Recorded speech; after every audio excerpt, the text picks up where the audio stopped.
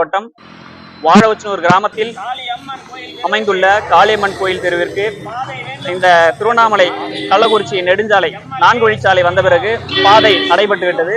அந்த பாதைக்காக இந்த மக்கள் இருக்கக்கூடிய இந்த 50 குடும்பங்களுக்காக ஒரு பாதை வேண்டி கோரிக்கை கடந்த ஆண்டு மாண்புமிகு பொதுப்பணித்துறை மற்றும் சிறு துறைமுகங்கள் துறை அமைச்சர் ஐயா ஏவேல் அவர்களிடம் வழங்கப்பட்டது.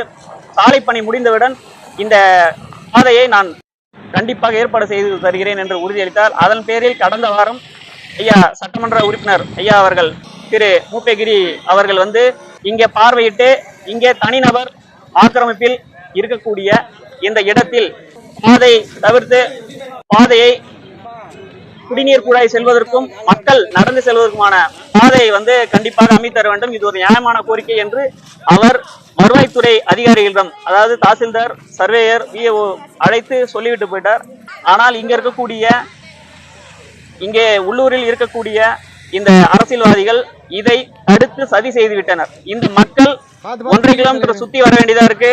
ஒரு இறந்த உடல் எடுத்துட்டு போக முடியாத சூழ்நிலை இருக்கு. ஒரு பைக் எடுத்துட்டு தெருவுல போக முடியாத சூழ்நிலை இருக்கு.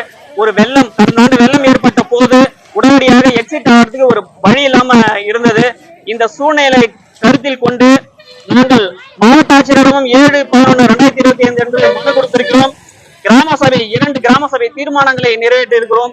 இந்த நியாயமான கோரிக்கையை ஏற்று செவிசாய்த்து இந்த உள்ளூர் அரசியல் தலையீடுகள் இல்லாமல் இந்த பாதையை அமைத்து தர வேண்டி மிகவும் பணியுடன் ஜனநாயக ரீதியிலே கேட்கிறோம். இது செய்து தராத பட்சத்தில் அடுத்த கட்டமாக மக்கள் திரள் போராட்டம் நடைபெறும் என்று இந்த நேரத்திலே தெரிவித்துக் கொள்கிறோம். நன்றி.